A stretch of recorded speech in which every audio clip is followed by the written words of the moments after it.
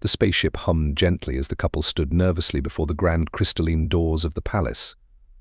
Ailia, the alien princess, fidgeted with her glowing blue dress, her bioluminescent skin pulsating in soft shades of lavender, alien version of blushing.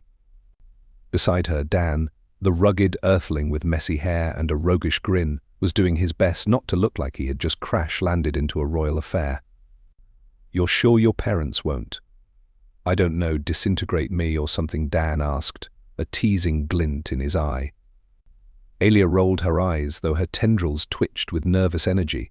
"No, they won't disintegrate you, probably. Just remember, don't make any sudden movements, and for the stars' sake, don't mention mating customs. They're still adjusting to my interest in human culture."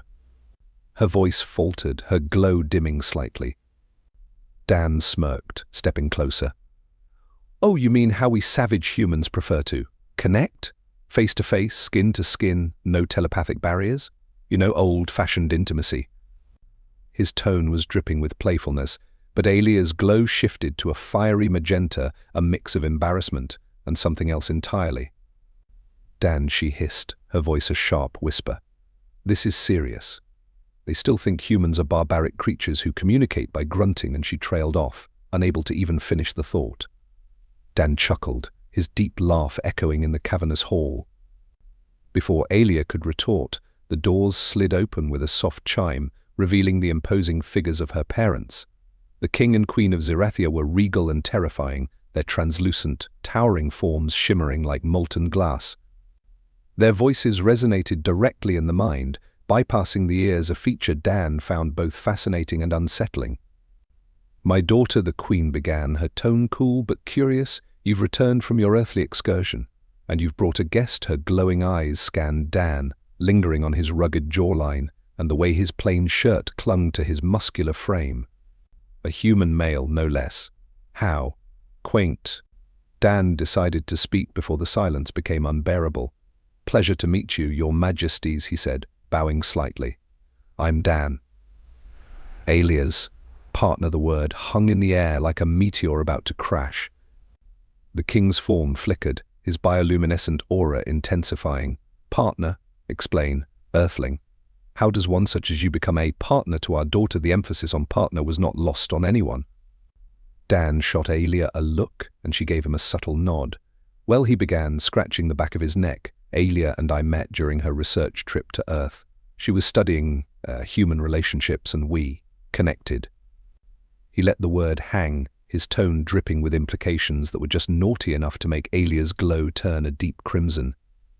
The queen raised a glowing brow. "Connected?" "Elaborate." Ailia stepped in, her voice hurried. "Mother, father, what Dan means is that we formed a bond. A deep, meaningful bond that transcends the limitations of our respective species." She paused, her tendrils writhing slightly. "And there's news." The room fell silent, the air thick with anticipation. Dan could feel the weight of the moment pressing down on him, but he couldn't resist one last playful jab. "Yeah, so surprise. You're going to be grandparents." He grinned, his tone equal parts sincere and mischievous. The king and queen froze, their glowing forms flickering wildly. "Grandparents," they echoed in unison, their telepathic voices booming. Ailia winced, her glow dimming to a sheepish lavender. "Yes," Ailia confirmed, her voice barely above a whisper. "I'm with child, or, as humans say, I'm pregnant." Her glow shifted back to magenta as she added, "It's Dan's." The queen's glow pulsed erratically. "Pregnant with his offspring." She turned her piercing gaze to Dan, who was now trying very hard not to laugh at the absurdity of the situation. "Well, technically it's our offspring," Dan said, his tone playful but firm. "You know, a little mix of Earthling charm and Zirathian glowiness. Should be a real looker, don't you think?" The king's aura flared, his form towering over Dan. "Do you realize the implications of this union, human? Our daughter is the heir to the Zirathian throne. Our lineage is pure, untarnished by terrestrial DNA." Ailia stepped forward, her glow brightening with resolve. "Father, Dan is more than just terrestrial DNA. He's brave, intelligent," and she hesitated, her glow turning a soft pink. "And he makes me feel things I've never felt before. Isn't that what you always told me to look for in a mate? The queen's form shimmered, her voice softer now. Feelings are one thing, Ailia, but compatibility? Survival of the offspring? Are you certain this hybrid child will thrive? Dan decided to take a step closer, meeting the king and queen's gazes. Look, I get it. I'm not exactly what you pictured for your daughter. But I promise you, I'll do whatever it takes to make sure she and our kid are safe and happy. Isn't that what matters? The king studied him for a long moment before finally speaking. Your boldness is unexpected, human, but boldness alone does not guarantee success. Dan shrugged, his grin returning. Maybe not, but love? Love's got a pretty good track record. The queen's glow softened, a faint hint of amusement flickering in her aura. Love. Such a peculiar human concept. She turned to Ailia, her tone gentler. And you truly believe this man, this Earthling, is worthy of you? Ailia's glow brightened, her tendrils quivering with determination. Yes, mother, I do. The king sighed, his glow dimming slightly.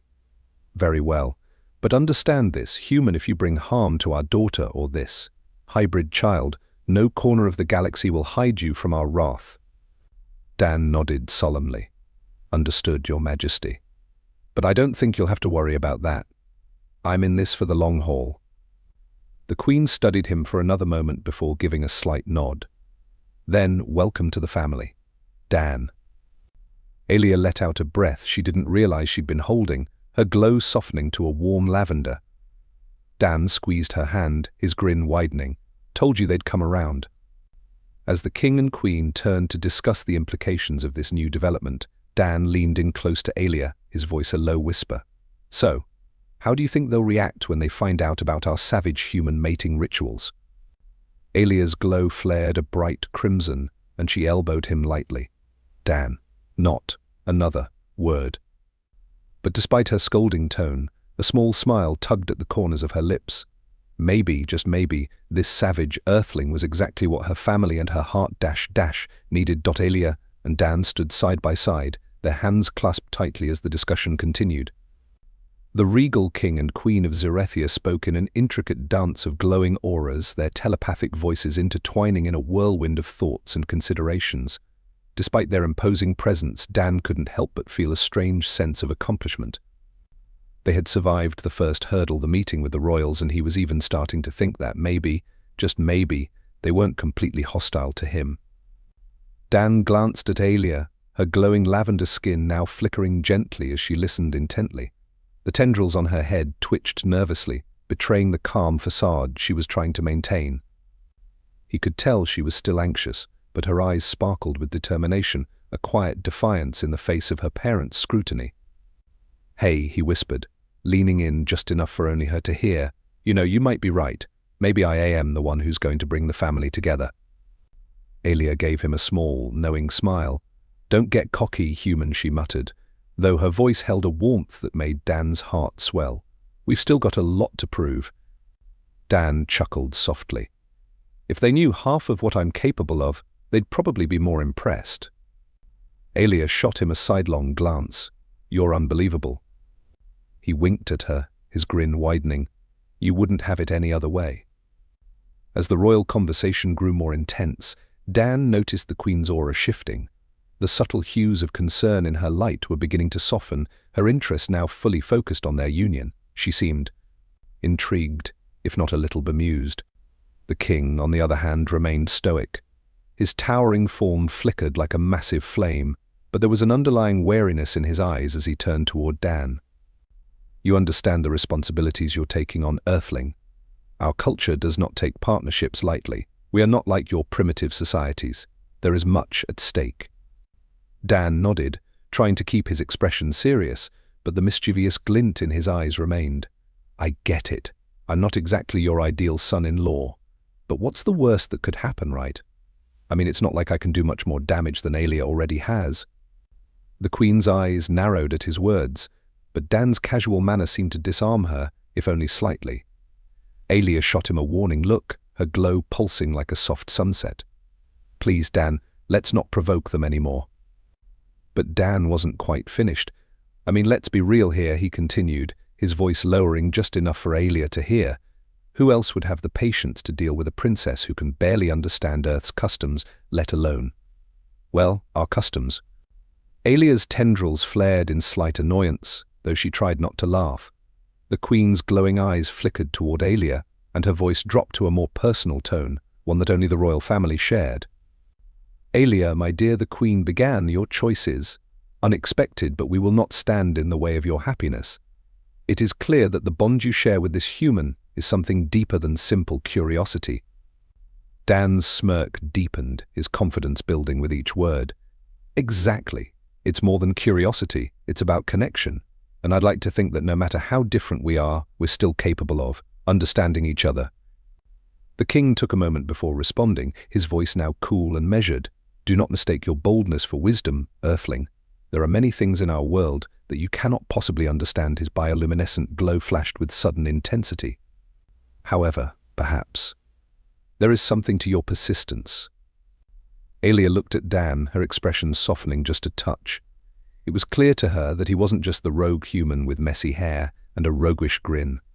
He was someone who, despite all odds, had wormed his way into her life and her heart in a way that no one else had. Dan met her gaze, his voice quiet and teasing. You know, this royal family thing might not be that bad.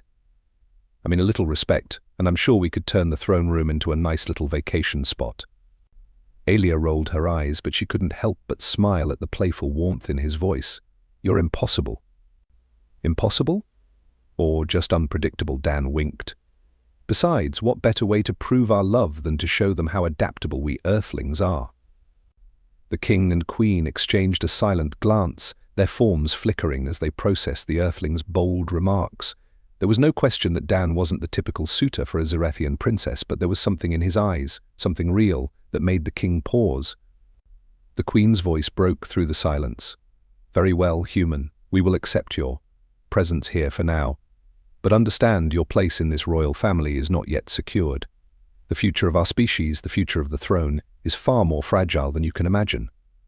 Dan nodded seriously, all traces of humor fading as he gave them a respectful bow. I understand, your majesties, and I won't let you down. You have my word.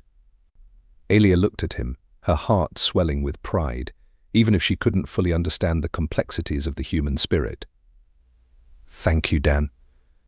The king's glow softened slightly, and for the first time there was a trace of something resembling approval in his eyes.